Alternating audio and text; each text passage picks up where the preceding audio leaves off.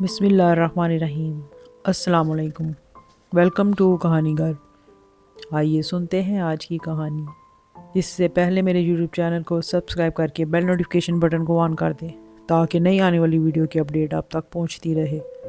تو چلتے ہیں آج کی کہانی کی طرف۔ آج میں سناؤں گی آپ کو بہت ہی دلچسپ سچی کہانی۔ شادی والی رات میں نے شوہر سے کہا کہ ہم اپنی نئی زندگی کا آغاز نماز اور قرآن پاک کی تلاوت سے کریں گے۔ میں نماز پڑھنے کے لیے کھڑی ہوئی تو میرے شوہر نے مجھے دھکا دے کر میری نماز توڑ دی اور مجھ پر ہنسنے لگا۔ میں دوبارہ نماز پڑھنے کے لیے کھڑی ہوئی تو شوہر نے اس بار پھر مجھے دھکا دے کر نیچے گرا دیا۔ میں نے جائے نماز کو اٹھایا اور بیڈ پر جا کر بیٹھ گئی۔ کچھ دیر بعد اچانک میرا شوہر چیخیں مارنے لگا۔ میں نے لائٹ آن کی اور جب میری نظر میرے شوہر پر پڑی تو میرا دل پھٹ گیا، کیونکہ میرا نام نائلہ ہے۔ میں پچھلے کچھ گھنٹوں سے بے ہوشی کی حالت میں پڑی تھی اور جب آنکھ کھلی تو دیکھا کہ میں ایک سیاہ کمرے میں بند ہوں۔ میں گھبرا کر اٹھ بیٹھی تھی، کیونکہ مجھے جہاں تک یاد تھا میں اپنی کچھ کزن کے ساتھ ان کا گاؤں دیکھنے کے لیے گھر سے نکلی تھی۔ میری کزنیں ایک درخت کے سائے میں بیٹھ گئیں، مگر میں آم کے ایک باغ میں جا گھسی تھی۔ نہ جانے وہ کس کا باغ تھا، مگر مجھے آم بہت زیادہ پسند تھے۔ میں وہ پھل توڑنے کے لیے آگے بڑھ ہی رہی تھی کہ اچانک کسی نے پیچھے سے مجھے دبوچتے ہوئے میرے منہ پر کپڑا رکھ دیا تھا۔ میں مزاحمت کر کے خود کو چھڑوانے کی کوشش کرتی رہی، مگر اس کپڑے پر کوئی ایسی خوشبو تھی جسے سونگھتے ہوئے میری مزاحمت کمزور پڑنے لگی اور پھر میرا دماغ اندھیروں میں ڈوب گیا۔ جب میری آنکھ کھلی تو میں کمرے میں پڑی تھی جو بالکل بند تھا اور اندھیرے میں ڈوبا ہوا تھا۔ مجھے چند سیکنڈ میں ہی احساس ہو چکا تھا کہ مجھے اغوا کیا گیا ہے۔ ہماری نہ کسی سے دشمنی تھی، نہ میں کوئی بہت بڑے ذمہ دار کی بیٹی تھی کہ میں سمجھتی کہ پیسہ یا دشمنی میں مجھے اغوا کیا گیا ہے۔ میں بری طرح گھبرا گئی تھی، مگر میں نے اٹھ کر چیخنے اور مدد کے لیے پکارنے کی کوشش بالکل نہیں کی تھی، کیونکہ میں جانتی تھی کہ میری یہ حرکت اور ان لوگوں کو متوجہ کر سکتی ہے۔ میں نے اٹھ کر بند دروازے کے درمیان کی تھوڑی سی خالی جگہ پر آنکھ رکھ کر باہر جھانکا تو میرا حلق خشک ہو گیا، کیونکہ سامنے ایک کوٹری تھی جس میں جانوروں کی خوراک تیار کرنے والا بھوسا پڑا ہوا تھا اور اس بھوسے پر 4 لڑکے بیٹھے باتیں کر رہے تھے۔ ان لڑکوں کے حلیے دیکھ کر لگ رہا تھا کہ وہ آوارہ قسم کے لڑکے ہیں۔ میرا پورا وجود گھبراہٹ کے مارے کپ کپانے لگا تھا۔ وہاں سے بھاگنے کا کوئی راستہ نہیں تھا اور شاید میری کزنیں جانتی ہی نہیں تھی کہ میں کہاں ہوں۔ مجھے خود بھی اندازہ نہیں تھا اب اس وقت میں کس جگہ پر ہوں۔ ابھی میں اپنی حالت پر خوف کا شکار ہو رہی تھی کہ اچانک ایک لڑکا اٹھ کر کھڑا ہوا اور بولا کہ میں اس لڑکی کو دیکھ کر آتا ہوں۔ آخر ابھی تک جا کیوں نہیں رہی؟ میں یہ سن کر کانپتے ہوئے پیچھے ہوئی اور اندھیرے میں اسی جگہ پر جا کر لیٹ گئی، کیونکہ میں نہیں جانتی تھی کہ ان لڑکوں کا کیا مقصد ہے اور نہ ہی میں ان کا مقابلہ کر سکتی تھی۔ کچھ دیر بعد مجھے دروازہ کھلتا ہوا محسوس ہوا۔ دروازہ کھلنے پر روشنی کمرے میں پھیل گئی تھی۔ مجھے بے ہوش دیکھ کر وہ لڑکا کچھ دیر وہیں بیٹھا رہا۔ اسی وقت پیچھے سے دوسرے لڑکوں کی بھی آوازیں آنے لگیں۔ وہ اس لڑکے سے پوچھ رہے تھے کہ لڑکی کو ہوش آیا یا نہیں۔ مجھے لگتا ہے ہمیں اپنا کام اس کی بے ہوشی میں ہی کرنا ہوگا۔ میں اسے سارا دن اس جگہ پر نہیں رکھ سکتا۔ باقی لڑکے بھی اس کی ہاں میں ہاں ملاتے ہوئے کمرے میں داخل ہوئے تو میرے رونگٹے کھڑے ہو گئے۔ بے ہوشی کا ڈرامہ مجھے بہت ہی مہنگا پڑ رہا تھا۔ میں نے جھٹکے سے اٹھ کر اس کمرے سے بھاگنے کی کوشش کی، مگر اس لڑکے نے مجھے دبوچ لیا اور بولا کہ میں جانتا تھا تو ڈرامہ کر رہی تھی، اس لیے ایسی بات کی۔ اب شرافت سے جو میں کہوں وہ کرتی جانا۔ وہ لڑکے مجھے کھینچتے ہوئے جہاں لے گئے تھے وہ جگہ دیکھ کر میں حیران رہ گئی۔ ایک لڑکے نے مجھے ایک شاپر پکڑایا اور بولا کہ جا کر تیار ہو جاؤ۔ میں بری طرح ڈر گئی تھی۔ وہ جس جگہ مجھے لائے تھے اور جو لباس اور سامان مجھے پکڑایا گیا تھا وہ ایک لمحے میں مجھے سمجھا گیا تھا کہ ان کا مقصد کیا تھا۔ میں وہاں سے بھاگنے کی کوشش میں تھی، مگر وہ لڑکے میرے سر پر کسی عذاب کی طرح نازل تھے۔ میں نے روتے ہوئے ان کی منت کی کہ وہ مجھے جانے دیں۔ آموں کی لالچ میں خود کو نہ جانے کس مصیبت میں پھنسا چکی تھی۔ میرے رونے پر کمرے میں آنے والا لڑکا بولا کہ اب میں تمہیں نہیں جانے دوں گا، کیونکہ میرا دل تم پر آ چکا ہے اور اب تم وہی کرو گی جو میں چاہتا ہوں۔ میں نے تڑپ کر اسے سمجھانے کی کوشش کی کہ یہ گناہ ہے، مگر وہ بولا کہ میں کچھ نہیں جانتا، اب مزید وقت لگاؤ گی تو میں تمہاری جان لے لوں گا۔ اس کی دھمکی پر میں ڈر گئی تھی اور کمرے میں چلی گئی۔ میں نے شاپر سے لباس نکالا تو ایک سرخ رنگ کی ساڑی تھی۔ میں اس نامکمل لباس کو دیکھ کر رونے والی ہو گئی تھی اور دعا کرنے لگی کہ کاش اللہ کوئی مدد بھیج دے اور مجھے ان لڑکوں سے آزاد کروا لے۔ نہ جانے میری کزنیں مجھے ڈھونڈ بھی رہی تھیں یا نہیں۔ اگر میں اس وقت تیار ہو جاتی، ان لڑکوں کے ہتھے چڑھ جاتی، تو پھر پانی سر سے گزر جانا تھا اور مجھے بچانے کا بھی کوئی فائدہ نہ ہوتا۔ اچانک دروازے پر ہوتی تیز دستک پر میں اچھل کر خیالوں سے باہر نکلی۔ میرے دیر کرنے پر باہر وہ لڑکے دروازہ بجا رہے تھے اور مجھے باہر نکلنے کا بول رہے تھے۔ میں نے ان کے بار بار غصے سے دروازہ بجانے پر جیسے تیسے وہ ساڑی باندھی اور اس کا لمبا سا پلو اپنے گرد اچھے سے لپیٹ کر اپنے وجود کو چھپا لیا۔ میں نے دروازہ کھولا تو وہی لڑکا میرے پاس آیا اور میرا ہاتھ پکڑ کر مجھے سختی سے دھمکاتے ہوئے بولا کہ میں تجھے اندر لے جاؤں گا، لیکن اگر تو نے کسی کو کچھ بھی الٹا سیدھا بولا یا مدد مانگنے کی کوشش کی تو میں کہہ دوں گا کہ یہ لڑکی پاگل ہے اور میرے دوست بھی میرا ساتھ دیں گے، مگر اس کے بعد تیرا جو انجام ہوگا وہ تو ساری زندگی یاد رکھے گی۔ میں اس کی دھمکی سے ڈر گئی تھی اور منہ بند کیے اس کے ساتھ چل پڑی۔ وہ ایک عجیب سی جگہ تھی جہاں سب لوگ گھوم رہے تھے اور وہ میری زندگی کا سب سے برا وقت تھا۔ جب وہ لڑکا مجھے زبردستی اس جگہ پر لے گیا اور مجھ سے اپنے رسم و رواج کے مطابق زبردستی شادی کر لی، میرا دل رو رہا تھا۔ میں ایک مسلمان لڑکی تھی، مگر اس لڑکے نے زبردستی مجھ سے شادی کر لی تھی، جو کہ میں نہیں جانتی تھی کہ اسلام میں ایسی شادی کا بالکل بھی تصور نہیں ہے۔ وہ لڑکا مجھ سے شادی کر کے مجھے اپنے گھر لے گیا اور تب اس نے مجھے اپنے گھر والوں سے ملواتے ہوئے میرا تعارف کروایا اور میرے بارے میں جو کہا وہ مجھے حیرت میں گم کر گیا تھا۔ وہ بول رہا تھا کہ میں دوسرے گاؤں کی لڑکی ہوں اور انہی کے مذہب سے تعلق رکھتی ہوں اور ان کے بیٹے کی محبت میں پاگل ہوں، مگر میرے گھر والے اس شادی کے لیے راضی نہیں تھے، اس لیے ہم دونوں نے بھاگ کر شادی کر لی۔ میں نے اس لڑکے کے جھوٹ پر حیرت سے اسے دیکھا اور وہ میرے کان کے پاس جھک کر سرگوشی میں اپنے جھوٹ کی وجہ بتانے لگا اور اس کی بتائی وجہ نے مجھے خوف سے لرزا کر رکھ دیا تھا۔ میں نے سہم کر سامنے کھڑے اس لڑکے کے ماں باپ کو دیکھا، جو نہایت موٹے، سانولے اور دراز قد کے تھے۔ مجھے لگا کہ وہ دونوں میرا گلا دبا کر مجھے مار دیں گے۔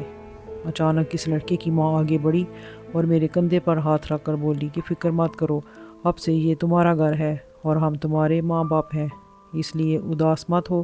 وہ عورت بہت پیار سے بول رہی تھی، مگر مجھے تو اس کے بیٹے کی کچھ دیر پہلے میرے کان میں بتائی ہوئی بات یاد تھی۔ وہ بولا تھا کہ اگر میرے گھر والوں کو پتہ چل گیا کہ تم مسلمان ہو تو یہ لوگ تمہیں کاٹ ڈالیں گے۔ اس بات کو سوچ کر تو وہ سب لوگ مجھے شکلوں سے بھی خوفناک لگنے لگے۔ میں اپنی حقیقت ان کے سامنے فی الحال تو دبا گئی تھی، مگر میں اپنا مذہب نہیں بدل سکتی تھی اور مجھے یہی پریشانی تھی۔ دادی نے مجھے بچپن سے نماز کی جو عادت ڈالی تھی وہ میں کسی صورت نہیں چھوڑ سکتی تھی۔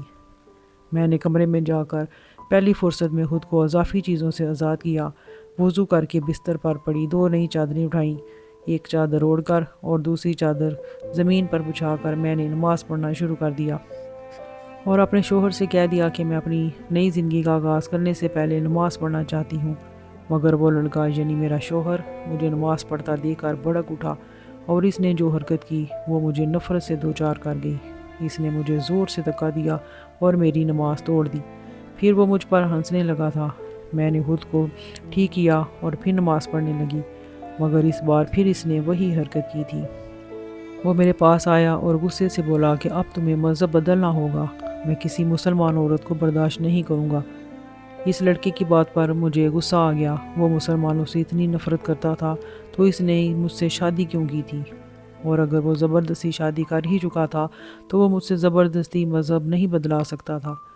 میں اپنی اس انہونی شادی کی پہلی رات اپنے دولہے سے اپنی نماز اور اپنے مذہب کے لیے لڑ رہی تھی اور وہ مجھ سے نرمی برتنے کی بجائے مجھے غصے سے دھمکا رہا تھا اور مجھ سے چادریں بھی چھین چکا تھا۔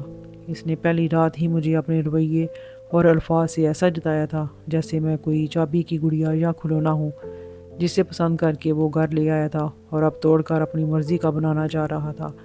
میں روتی رہی اور سوچتی رہی کہ ہر کس گناہ کی سزا ملی تھی مجھے۔ میں تو شہر میں اچھی سکون والی زندگی گزار رہی تھی۔ ایک روز دادی نے اپنی بہن سے ملنے کے لیے دہلی کے گاؤں کی تیاری باندھی۔ کالج سے چھٹیوں کی وجہ سے میں بھی پہلی بار دادی کے ساتھ گاؤں کے لیے چل پڑی۔ گاؤں میں آئے ابھی مجھے 3 دن ہوئے تھے۔ میں روزانہ کزنوں کے ساتھ ارد گرد کی کھلی زمینیں اور باغ دیکھنے نکل پڑتی تھی، اور تب ہی میں بد نصیبی سے اس لڑکے کی نظر میں آ گئی، اور اس لڑکے نے پہلے نہ میرے مذہب کی پرواہ کی، نہ ہی مجھ سے میری مرضی پوچھی، مگر شادی کر کے اسے میرا مذہب برا لگ رہا تھا۔ میں سہمی ہوئی سی بیٹھی تھی کہ وہ لڑکا اچانک میرے قریب بیٹھتے ہوئے میرا ہاتھ پکڑ کر غور سے دیکھنے لگا۔ میں گھبرا گئی کہ وہ نہ جانے ہاتھ کو ایسے کیوں دیکھ رہا تھا۔ تب اس نے ایک عجیب سا سوال کیا جو مجھے چونکا گیا تھا۔ وہ بولا، تمہاری یہ انگوٹھی خاص قسم کی لگ رہی ہے۔ اس کے سوال پر میں نے ٹھٹک کر اپنا ہاتھ دیکھا تو مجھے اندازہ ہوا کہ وہ میری انگوٹھی کو دیکھ کر رہا تھا۔ شاید وہ جانتا تھا کہ میں منگنی شدہ ہوں یا نہیں۔ میں نے اسے بتایا کہ یہ انگوٹھی میری دادی کی خاندانی انگوٹھی ہے جو انہوں نے مجھے ایک سالگرہ پر تحفے میں دی تھی۔ یہ سن کر اس لڑکے کی آنکھیں اچانک چمک اٹھی تھیں۔ اس نے میری انگلی سے وہ انگوٹھی کھینچ کر اتاری۔ میں اداسی سے دادی کی نشانی دیکھ رہی تھی اور وہ اس انگوٹھی کو اپنی مٹھی میں دبوچ کر خوش ہو رہا تھا۔ مجھے لگا کہ وہ لڑکا لالچی ہے اور سونے کی قیمتی انگوٹھی کو بیچنے کے لیے مجھ سے لے چکا ہے۔ میں تب سوچ بھی نہیں سکتی تھی کہ وہ اس انگوٹھی کا کیا کرنے والا تھا۔ اس رات اس لڑکے نے مجھے ایک نہایت عجیب بات کہی تھی جسے سن کر میں کانپ گئی تھی۔ میں روتے ہوئے سوچنے لگی کہ اگر اس گھر سے نکل جاؤں یا اپنے گھر جا سکتی ہوں، مگر میرے دماغ میں اس لڑکے کی بات بار بار گردش کر رہی تھی۔ میں نے اٹھ کر کمرے میں جھانکا تو سامنے اس لڑکے کے ماں اور باپ چارپائی ڈالے سو رہے تھے۔ یہ دیکھ کر میں مایوس ہو کر واپس کمرے میں آ گئی۔ میں ہر طرف سے پھنس چکی تھی۔ وہ لڑکا مجھے زبردستی اس گھر میں لا کر اور میرا دشمن بن چکا تھا، اور اگر اس کے ماں باپ کو بھی میرے مسلمان ہونے کا پتہ چل گیا تو وہ بھی میری جان کے دشمن بن جاتے۔ اس روز کے بعد میری زندگی کا مشکل ترین دور آ گیا تھا۔ میں جب بھی نماز پڑھنے لگتی وہ لڑکا ایسے ہی مجھے دھکے دے کر میری نماز توڑ دیتا، مگر میں ڈٹی ہوئی تھی۔ ایک روز میں فجر کی نماز پڑھ کر دعا مانگ رہی تھی کہ اچانک میری ساس کمرے میں آ گئی۔ میں نے خوف زدہ نظروں سے اسے دیکھتے ہوئے جلدی سے اپنے ہاتھ سیدھے کر لیے۔ وہ مجھے دیکھ کر حیرت سے بولی، تم یہاں نیچے زمین پر بیٹھ کر کیا کر رہی ہو؟ میں نے چادر سمیٹتے ہوئے جھوٹ بول دیا کہ میں ورزش کر رہی تھی۔ میں نے بہانے سے اپنا دوپٹہ بھی کھول دیا تھا۔ عورت کچھ دیر تو مجھے مشکوک نظروں سے دیکھتی رہی، مگر پھر مسکرا کر بولی، یہ تو بہت اچھی بات ہے، اور پھر وہ کمرے سے نکل گئی۔ میں نے گہرا سانس لیا کہ میں بچ گئی۔ مجھے لگا تھا کہ میں نے اس عورت کو پاگل بنا لیا ہے، مگر کچھ دیر بعد جب وہ کمرے میں آئی تو اس کے ہاتھ میں موجود سامان دیکھ کر میرا رنگ اڑ گیا تھا۔ اس عورت کے ہاتھ میں چھوٹے چھوٹے بتوں کا ایک ڈھیر تھا جو وہ کمرے میں مختلف جگہوں پر پھیلا کر رکھ رہی تھی۔ میرا منہ کھول کر دیکھنے پر وہ بولی کہ تمہارے کمرے میں کوئی بھی بھگوان نہیں رکھا ہوا تھا، کیونکہ ہمارا بیٹا تو بنا مندر جا کر پوجا کرتا ہے، مگر وہ گھر میں بھی صبح صبح پوجا ہوتی ہے، کل سے تم بھی اس میں حصہ لینا۔ وہ عورت بت ہر جگہ رکھ کر اطمینان سے بولی اور کمرے سے نکل گئی۔ میں سمجھ گئی کہ مجھے نماز کی حالت میں دیکھ کر وہ مشکوک ہو چکی ہے، مگر شاید ابھی اسے کنفرم نہیں ہوا تھا۔ اگلی صبح میں نماز پڑھ کر ابھی فارغ ہی ہوئی تھی کہ دروازے پر دستک ہوئی۔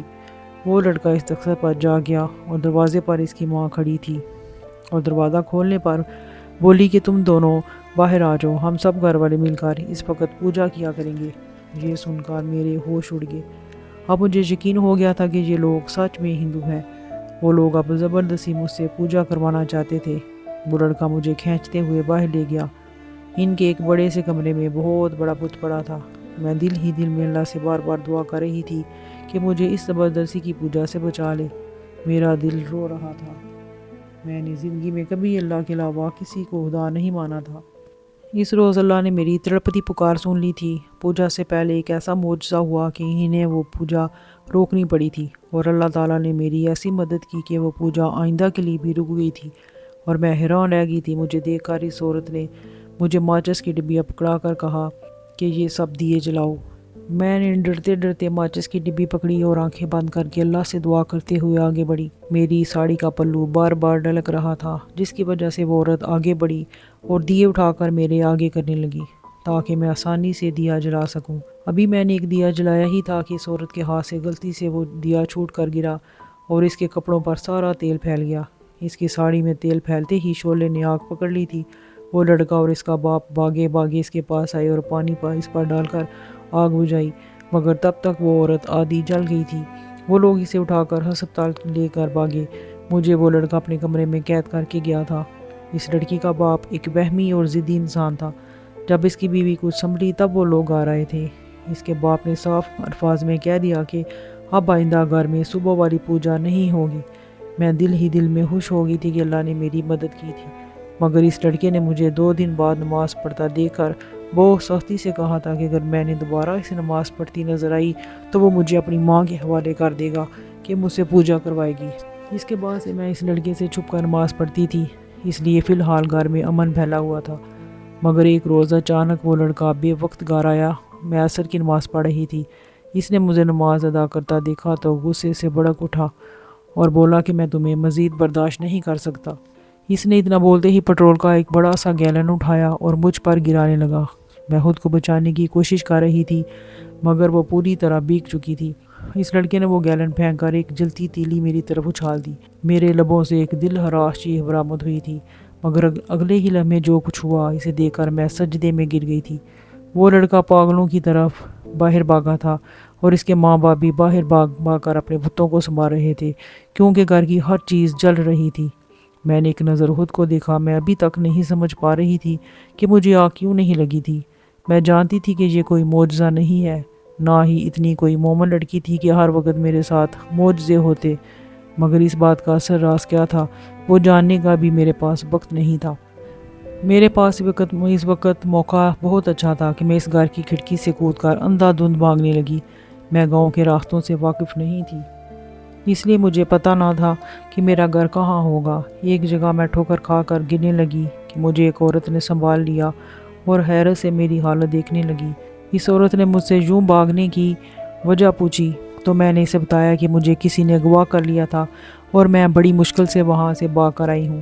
میں نے روتے ہوئے اس عورت کو اپنی دادی کے بہنوئی کا نام بتا کر پوچھا کہ میں اس گھر کی لڑکی ہوں، مجھے وہاں لے جائیں۔ خوش قسمتی سے وہ عورت دادی کی بہن کو جانتی تھی، وہ مجھے تسلی دے کر اپنے گھر لے گئی۔ اس عورت نے میرا حلیہ تبدیل کروا کر مجھے ایک چادر دی اور مجھے اپنے ساتھ دادی کی بہن کے گھر لے گئی۔ وہاں گھر میں دادی اب بھی موجود تھی، وہ رو رہی تھی۔ مجھے دیکھ کر وہ سب لوگ چیخ اٹھے۔ دادی بھی مجھے سینے سے لگائے کتنی دیر بیٹھی رہی۔ تب ان لوگوں نے بتایا کہ اس روز میری گمشدگی پر لڑکیاں بھاگتی ہوئی گھر آ گئی تھیں اور میرا بتایا کہ میں گم ہو گئی ہوں۔ اس دن سے گھر کے سب افراد میری تلاش میں تھے مگر میرا کچھ پتہ نہیں چل رہا تھا۔ ماں باپ بھی گاؤں آ چکے تھے۔